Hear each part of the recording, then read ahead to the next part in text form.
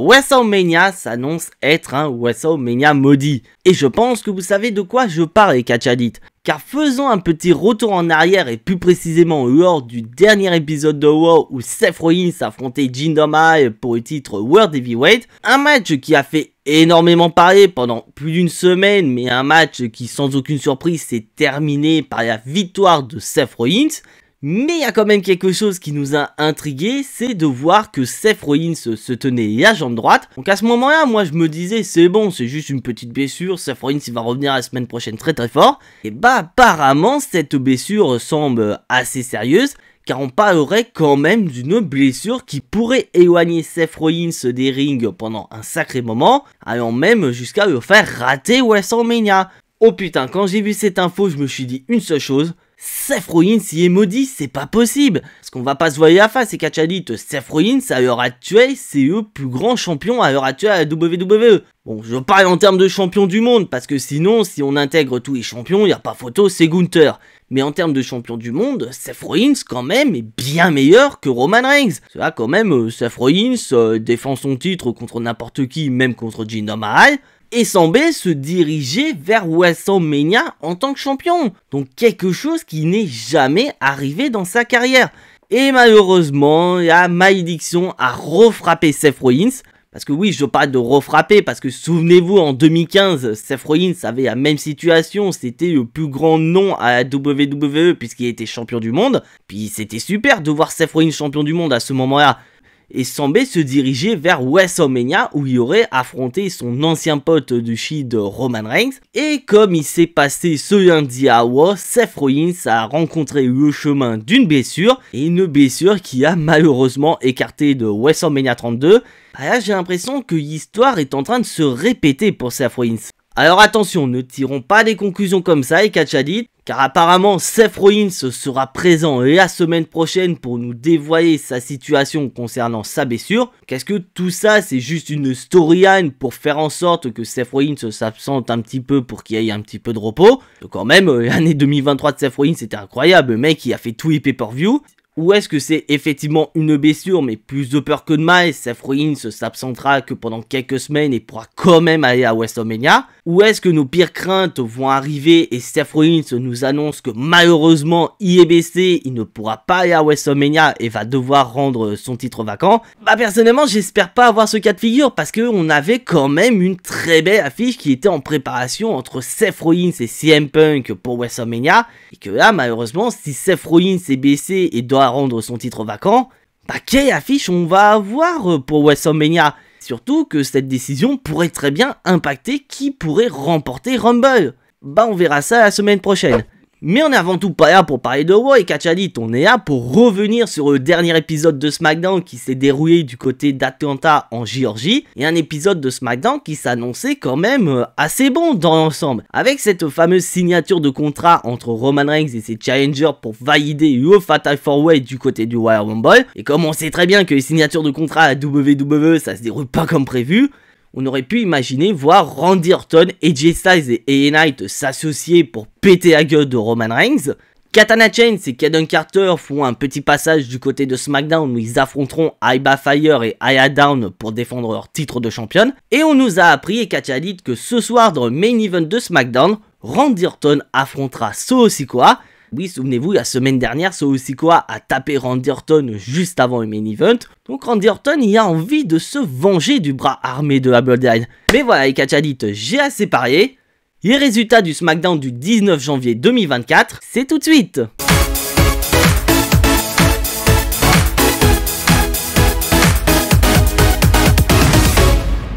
Allez, commençons cet épisode de SmackDown très fort et catchadites en accueillant le général manager de SmackDown, Nick Aldis, qui nous accueille pour la signature de contrat qui va valider le Fatal 4-Way qui va opposer Roman Reigns à AJ Styles, à Randy Orton et à LA Knight pour le Royal Rumble. Donc au début tout se passe bien, Nick Aldis, il appelle les challengers de Roman Reigns chacun à leur tour et sans aucune hésitation ils vont signer le contrat. Et au moment où la musique de Roman Reigns retentit dans l'arène, et bah surprise et catchadites, ce n'est pas Roman Reigns, c'est Paul Heyman. Et un Paul Heyman qui exprime le mécontentement de son chef tribal. Oui, pour Roman Reigns c'est injuste que Nick Aldis décide de faire un match Fatal 4-Way. Voilà, toujours le même scénario de voir un champion qui pourrait très bien perdre sa ceinture sans être mêlé au tombé final. Donc Paul Heyman a annoncé à couleur, Roman Reigns ne veut pas signer ce contrat. Nick Aldis, voilà, il aurait pu s'énerver parce qu'il apprécie pas vraiment le comportement de Roman Reigns. Mais non, Nick Aldis, il le prend comme ça à rigolade et il dit écoute, bah si Roman Reigns il veut pas signer le contrat, bah écoute, pas de souci. J'ai 3 signatures, donc pourquoi pas organiser un match triple menace au Royal Rumble pour le titre de champion incontesté vacant. Oh putain, à ce moment-là, je me dis, Nick Aldis, fais gaffe parce que là, t'es en train d'attiser la colère du chef tribal. Bon, déjà, Roman Reigns, il t'apprécie pas parce que tu as validé un match sans demander son accord. Donc tout ça va énerver Paul Heyman et ce dernier va essayer de tout faire pour organiser un match 1 contre 1 pour son chef tribal. Ce qui va énerver LA Knight qui a envie d'avoir ce fameux rematch qu'il n'a pas eu depuis sa défaite à Crown Jewel. D'ailleurs, LA Knight nous rappelle bien que si Bloodline n'était pas intervenu dans ce combat, il aurait battu Roman Reigns. Ce qui va pas du tout plaire à AJ Styles qui va rappeler à LA Knight que s'il y a eu son match de championnat à Crown Jewel face à Roman Reigns, c'est tout simplement parce que Bloodline il a éloigné des rings et LA Knight en a profité. Donc tout ça va entraîner une bagarre entre LA Knight et AJ Styles et la sécurité va devoir intervenir.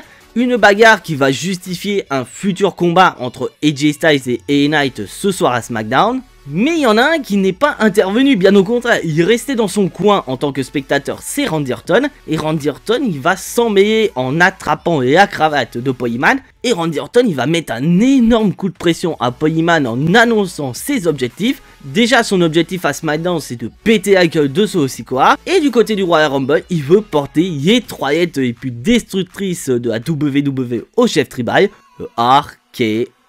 Donc une promo assez basique de Randy Orton, mais une promo qui fonctionne très bien. Et bah dans l'ensemble, c'est un segment que je trouve plutôt correct. Que oui, je suis obligé de dire correct, je peux pas aller plus loin parce qu'il y a un énorme point noir à souligner pour cette signature de contrat. C'est bien sûr la non-présence de Roman Reigns. Alors que perso, j'aurais tellement voulu voir Roman Reigns débarquer et peut-être pourquoi pas voir Roman Reigns se faire péter la gueule par ses challengers. Ça aurait été mieux personnellement. Et après cette signature de contrat qui s'est déroulée plutôt de la bonne manière pour Nick Aldis, et ben on va attaquer le premier combat de cet épisode de SmackDown qui va opposer à AWO à la Legado del Fantasma. Et dans l'ensemble, c'est un match que j'ai plutôt bien aimé, car il est vraiment dans la continuité de ce qu'on a vu la semaine dernière entre les deux clans. Bon, on se doute bien que la rivalité entre la AWO et la Legado del Fantasma est très loin d'être terminée, bien au contraire, ça ne fait que commencer. Mais c'est surtout une confrontation qui permet à Cruz del Toro, Joaquim Noah, Angel et Humberto d'être mis en avant. C'est vrai que comme je l'ai dit la semaine dernière, on les voyait pas vraiment ces 4 catcheurs du côté de SmackDown, et que grâce à cette rivalité entre la AWO et la Legado del Fantasma, on les voit davantage à l'écran, et on voit très bien que ce sont dans l'ensemble de très bons catcheurs. Mais je rappelle que la Legado del Fantasma est un clan récemment créé, et bah oui, on va continuer à construire ce clan très fort. Donc à la fin du combat, Carlito va porter un backstabber sur l'un des membres de la Legado del Fantasma. Sauf que le gros problème, ce n'est pas ce membre-là, le membre légal pour la Legado del Fantasma. Ce qui va représenter une opportunité à Santos Escobar de porter un roll-up pour le compte de 3. Donc une victoire de la Legado del Fantasma qui continue à prendre des niveaux du côté de SmackDown. Mais c'est surtout une victoire qui cherche à protéger Carlito dans la défaite. D'ailleurs en parlant de Carlito, il a dit la semaine prochaine il affrontera en 1 contre 1 Santos Escobar. On peut très bien laisser supposer que la semaine prochaine du côté du Royal Rumble, on pourrait peut-être avoir une petite guéguerre entre Santos Escobar et Carlito dans le Royal Rumble match. Parce que oui, spoiler alert, t'es catchadite, aucun catcheur à SmackDown va se déclarer participant du Royal Rumble. À une semaine quand même du pay-per-view, ce serait peut-être bien qu'on ait un petit peu plus de participants. Bon après je chipote un petit peu, mais le fait qu'il n'y ait pas beaucoup de participants, ça laisse beaucoup de place pour les surprises. Repassons dans le ring avec un match revanche qui va opposer Ye Pretty Daddy à Tyler Bate et Butch. Attendez une minute. Je suis aveugle ou c'est le même cas pour vous les catchadites? Est-ce que c'est écrit Pete Dunne sur l'écran géant? Oh putain les catchadites, c'est finalement arrivé, Pete Dunne est de retour du côté de SmackDown. Parce que bon, d'un côté, faut pas se voir la face, c'était pas surprenant que Pete Dunne allait faire son grand retour. Donc c'est hyper cool de revoir Pete Dunne de retour et en plus s'associer avec Tyler Bate, c'est totalement dingue. Bon, après, je vais aller vite fait sur le match parce que c'est encore une confrontation entre Pete Dunne et Pretty Deadly. Et putain, je compte même plus le nombre de confrontations qu'on a entre Pete Dunne et Pretty Deadly qu'on a depuis ces dernières semaines. C'est totalement ouf. Mais n'empêche, ça reste dans la continuité de ce qu'on a eu la semaine dernière. Et là, c'est vraiment dans le but de présenter le personnage de Pete Dunne. Parce que c'est vrai que Pete Dunne, on l'a pas vraiment connu dans le roster principal. Parce que dès qu'il est arrivé, il a changé de gimmick, il est devenu Butch et il a fait son association avec Ridge Holland des Sheamus. Donc là, on est vraiment sur du Pete Dunne 100% qu'on a connu du côté de NXT UK. Donc tout ça va mener à une nouvelle victoire de Pete Dunne et de Tyler Bate. Donc là, franchement, je suis assez curieux de voir la suite des événements pour Pete Dunne et Tyler Bate. Qu'est-ce que ces deux-là vont se séparer et évoluer chacun de leur côté avec pourquoi pas une petite rivalité entre ces deux-là? Ou est-ce que ces deux-là vont travailler en équipe pendant un sacré moment, ce qui pourrait pourquoi pas les faire croiser le chemin du Judgment Day? Oui, ce serait peut-être cool d'avoir le Judgment Day de temps en temps présent à SmackDown pour des matchs de championnat.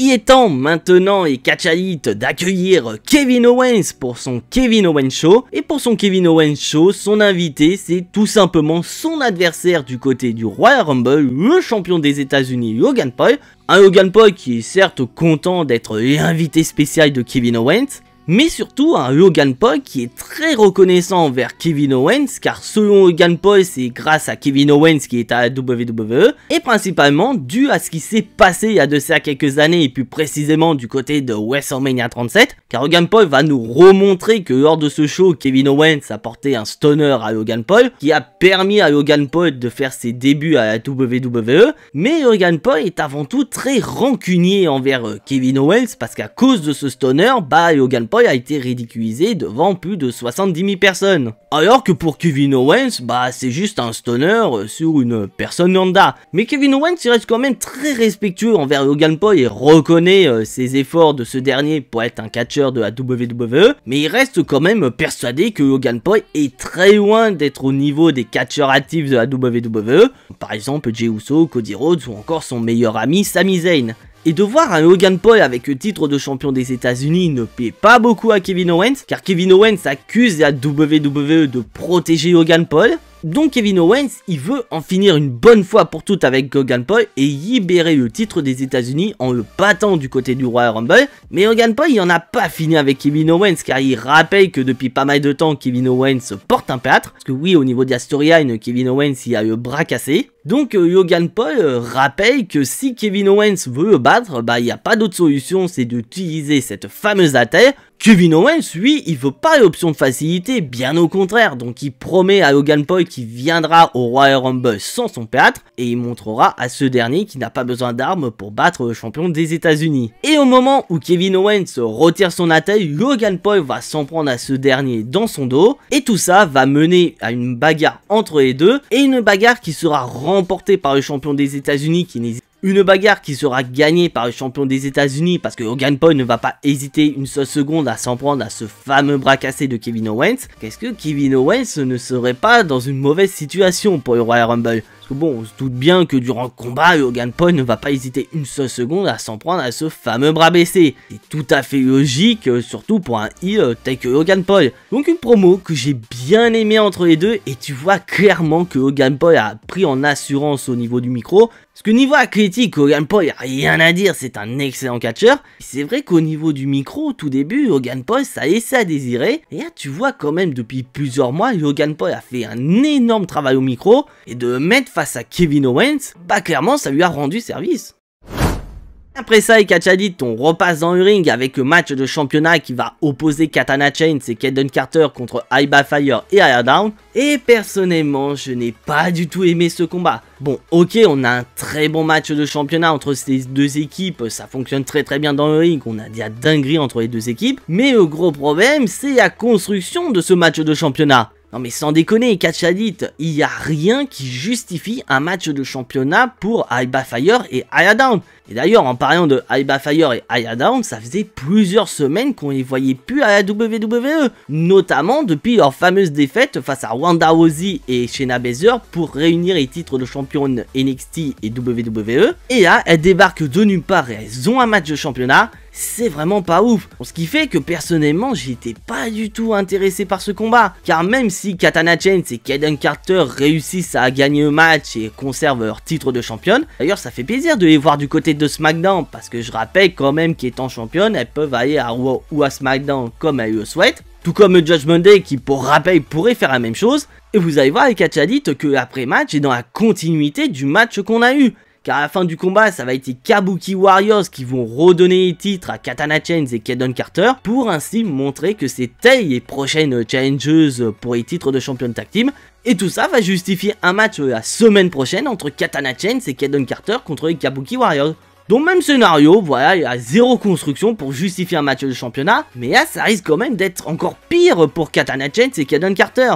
Car tu sens que du côté de SmackDown, il y a le projet Damage Control qui se profile, avec notamment Io Sky championne, mais pourquoi pas aussi les Kabuki Warriors qui pourraient très bien battre Katana Chance et Kayden Carter la semaine prochaine. Mais bon, je vous cache pas, les Catchadit, c'est ce qui va arriver. Katana Chance et Kayden Carter, on s'en fout littéralement. Sachant qu'à une semaine du Royal Rumble, et je rappelle que Bayley fait partie des grandes favorites pour remporter Rumble, donc le fait de faire gagner les Kabuki Warriors peut entraîner un peu plus ne peut qu'améliorer les storylines autour de Damage Control.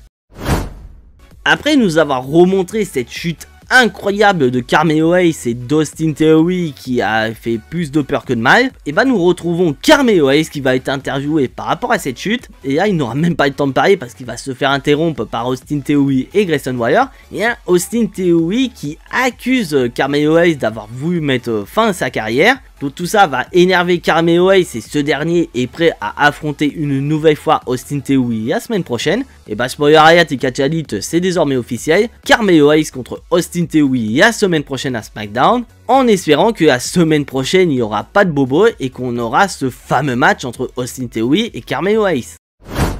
Repassons maintenant dans le ring avec le match qui nous avait été annoncé au tout début de cet épisode de SmackDown entre AJ Styles et LA Knight. Bon, en soi, le match, j'ai pas grand chose à dire, c'est juste un avant-goût de ce qu'on pourrait avoir du côté du Royal Rumble. Parce que là, clairement, c'est ce qu'on va avoir après le Royal Rumble, une rivalité entre AJ Styles et LA Knight. Ce qui fait que le match est assez court parce que la WWE ne veut pas nous en montrer davantage. Car à la fin du combat, LA Knight va se faire attaquer par Solo Sikoa qui va porter son Samoan Spike à l'extérieur.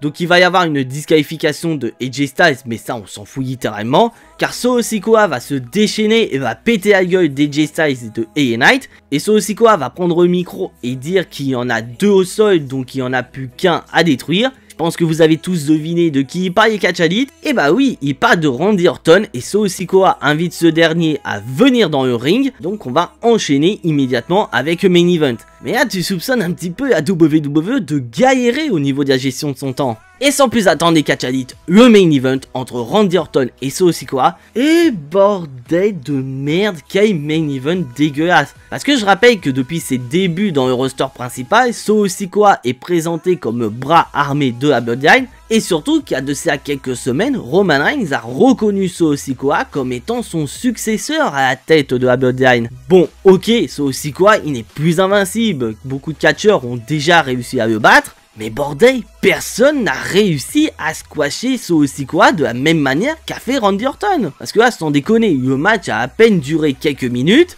Bon, ok, à la fin du combat, Jimmy Uso va vouloir aider son petit frère, mais il va se heurter à LA Knight et AJ Styles. Et donc tout ça va entraîner une distraction pour Randy Orton et Solo Sikoa veut en profiter et le détruire avec son Samoan Spike. Mais voilà, c'est pas n'importe qui, c'est Randy Orton en face de Solo Sikoa. Donc Randy Orton va réussir à porter son RKO pour le compte de 3 et ainsi infliger une nouvelle défaite à Solo Sikoa. Mais bordel, personne n'a cassé la gueule de Solo Sikoa comme a fait Randy Orton. Parce que je rappelle que certes, Solo Sikoa a déjà perdu des combats dans le passé, mais personne n'a fait de squash match avec Solo Sikoa. C'est plutôt l'effet inverse, c'est plutôt Solo Sikoa qui faisait des squash match. Notamment du côté de Kwanjo où il y a quand même pété la gueule de John Cena. Et là on a Randy Orton qui a le même star power que John Cena, lui il fait l'effet inverse, il casse la gueule de Solo Sikoa. Déjà tu présentes Randy Orton très fort, mais attendez, là c'est la fin du combat parce que le show n'est pas encore terminé, il reste encore quelques minutes. Et donc après sa victoire, on va avoir une confrontation entre Randy Orton, AJ Styles et LA Knight qui va conduire à une victoire de la Vipère qui va porter des RKO sur tout le monde. Et tout ça va permettre à Roman Reigns de sortir de sa loge et s'en prendre à Randy Orton qui était distrait par rapport à ce qui s'est passé précédemment. Donc ok, Roman Reigns il débarque comme ça à la fin du show, c'est génial. Et un Roman Reigns qui se fout littéralement de la gueule de Nick Aldis. Parce que là, Roman Reigns vient clairement de nous montrer son game plan pour le Royal Rumble. Parce que là, on se doute bien que Roman Reigns, il va faire une seule chose au Rumble, c'est attendre qu'AJ Styles et Knight et Randy Orton se tapent sur la gueule pour intervenir. Et comme ça, bah, Roman Reigns, il a quasiment rien fait et il repartira du Rumble en tant que champion. Donc il va signer son contrat avec un air hyper confiant. Mais il est quand même très rancunier envers Nick Aldis parce qu'il va pas lui donner contrat, il va lui balancer par terre. Et Roman Reigns veut envoyer un ultime message à ses challengers, donc il se prépare à porter un spear sur Randy Orton. Et là, Randy Orton va faire quelque chose qu'il a déjà fait à Roman Reigns il y a de ça quelques années, et plus précisément du côté du Royal Rumble en 2017. Car Randy Orton va contrer le spear de Roman Reigns avec un RKO venu de nulle part. Et là, le public d'Atlanta est chaud comme la braise, surtout qu'on a affaire à un Randy Orton très fort qui pourrait très bien ressortir du Rumble en tant que champion. Et là, il y a quand même un énorme problème, les catchalites. Que souvenez-vous, quand on présente un catcheur très fort dans une rivalité, bah ça arrive des fois que lors du pay-per-view, bah le catcheur ne reste pas fort. Car est-ce que ce serait pas vraiment le cas? Randy Orton, là, présenté très fort, pourrait très bien chuter son piédestal au Rumble, et Roman Reigns pourrait très bien conserver son titre. C'est tout à fait possible vu le scénario. Et c'est sur un Randy Orton très fort que se termine cet épisode de SmackDown. Et je vous cache pas les catchalites, j'ai détesté cet épisode de SmackDown. Bon, ok, il y a des points positifs, comme par exemple le retour du personnage de Pete Dunne. Sinon, dans l'ensemble, cet épisode de SmackDown, il n'y a pas grand chose à se mettre sous la dent. Bon, ok, il y a aussi les premières graines qui ont été semées entre AJ Styles et LA Knight qui pourraient très bien se retrouver en rivalité juste après Royal Rumble.